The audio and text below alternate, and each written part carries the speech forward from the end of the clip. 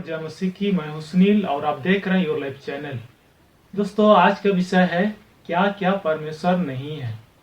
जी हाँ, परमेश्वर क्या क्या नहीं है। जो संसार के लोग उनको परमेश्वर के रूप में मानते हैं, हम बाइबल से इसी विषय पे सीखेंगे और उन वचनों को पढ़ेंगे जो ये घोषणा करती है कि ये चीजें परमेश्वर नहीं है और नहीं हो सकती हैं। लेकिन पवित्र बाइबल इस बारे में हमें क्या बताती है, क्या क्या परमेश्वर नहीं हो सकते हैं, आज हम इसी विषय में सीखेंगे। पहला वचन हम देखेंगे रोमियो की पत्री अध्याय 1 वचन 28। यहाँ पे लिखा हुआ है, जब उन्होंने परमेश्वर को पहचानना ना चाहा तो परमेश्वर ने भी उन्हें उनके निकम्मे मन पर छोड़ दिया कि वे अनुचित काम करे। यहाँ पर उन्हें शब्द आया, उन्हें उन लोगों के लिए है जो वचन को मानना नहीं चाहते, सुनना नहीं चाहते, इसलिए परमेश्वर उनको छोड़ दिया और वे अनुचित काम करे, मतलब अपना इच्छा के अनुसार काम करे, परमेश्वर के विरोध में काम करे।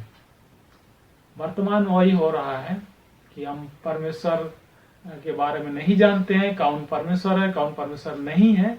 इस कारण से हम किसी को भी परमेश्वर मान बैठते हैं और उसकी आराधना करने लग जाते हैं। हम बाइबल से और कुछ वचनों को देखेंगे। हम देखेंगे रोमियो की पत्री अध्याय 1 वचन 25। यहाँ पे कहा गया है कि सृष्टि परमेश्वर नहीं है। सृष्टि किसी भी रीति से परमेश्वर नहीं हो सकता है। ये वचन हमें बता रहे, मैं इसको पढ़ रहा हूं। क्योंकि उन्होंने परमेश्वर की सच्चाई को बदलकर झूठ बना डाला और सृष्टि की उपासना और सेवा की, ना कि उस सृजनहार की जो सदा धन्य है। आमीन।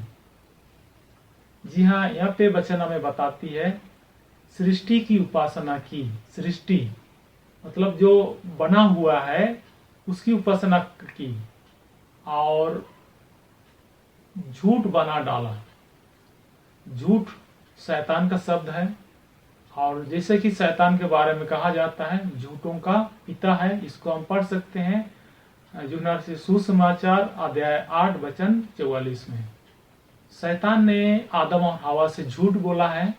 उत्पत्ति की पुस्तक अध्याय 3 वचन 5 यहाँ पे लिखा हुआ है, तुम परमेश्वर के तुल्य हो जाओगे। जी हाँ, आदम और हवा से शैतान ने झूठ बोला। इन वचनों में हम ये जान पाए कि सृष्टि परमेश्वर नहीं है। अगला वचन हम देखेंगे रोमियो की पत्री अध्याय 1 वचन 23। यहाँ पे लिखा हुआ है, किसी भी प्रकार का जानवर परमेश्वर नहीं है। जी हाँ, जानवर किसी भी रीति से परमेश्वर नहीं हो सकते हैं। और हम वचन को देख लेते हैं, इसमें क्या लिखा हुआ है।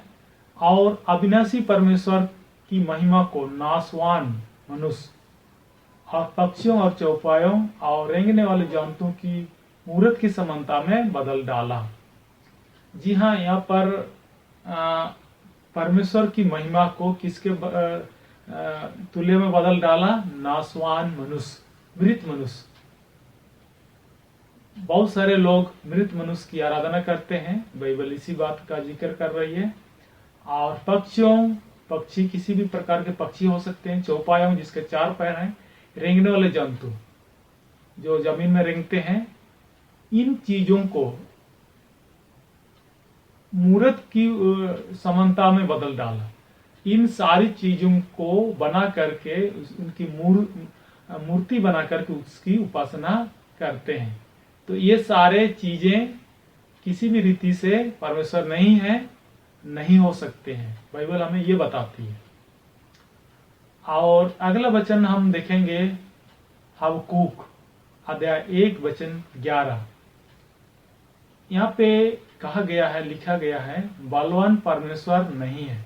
जी हाँ, जिसके पास बल है, जिसके पास ताकत है, परमेश्वर नहीं हो सकते हैं, नहीं है। यहाँ पे लिखा हुआ, मैं पढ़ के सुना रहा हूं। तब वे वायु के समान चलते और मर्यादा छोड़कर दोषी ठहरते हैं, क्योंकि उनका बल ही उनका देवता है। जी हाँ, किसी के पास अगर ताकत है, बल है, तो ये परमेश्वर नहीं हो सकते, ईश्वर नहीं हो सकते हैं। और अगला वचन है मत्ती रचित सुसमाचार अध्याय 15 वचन 9। यहाँ पे इस बात का जिक्र किया गया है कि विधि रीति रिवाज परंपरा परमेश्वर नहीं है। जी हाँ, यहाँ पे लिखा हुआ है और ये व्यर्थ मेरी उपासना करते हैं क्योंकि मनुष्यों की विधियों को धर्म उपदेश करके सिखाते हैं। जी हाँ, मनुष्यों के द्वारा बनाया गया जो विधि है, जो विधान है, उसको धर्म उपदेश करके सिखाते हैं, लोगों को मानने के लिए सिखाते हैं। तो किसी भी रीति से विधि और रीति रिवाज और परंपरा परमेश्वर नहीं है। जी हाँ, ये जो मैंने वचन पढ़ा, इन वचनों में हमने सीखा कि इस प्रकार के जो चीजें हैं ये किसी भी रीति से परमेश्वर नहीं है और नहीं हो सकते हैं। आपको आज की संदेश कैसी लगी? आप अपनी प्रतिक्रिया जरूर दें, और अगर आप चैनल में नए हैं तो प्लीज चैनल को सब्सक्राइब करें ताकि इसी प्रकार के जो ज्ञानवर्धक संदेश आपके लिए मैं लाता रहूंगा। संदेश देखने के लिए आपको बहुत बहुत धन्यवाद। परमेश्वर आपको आशीष दे।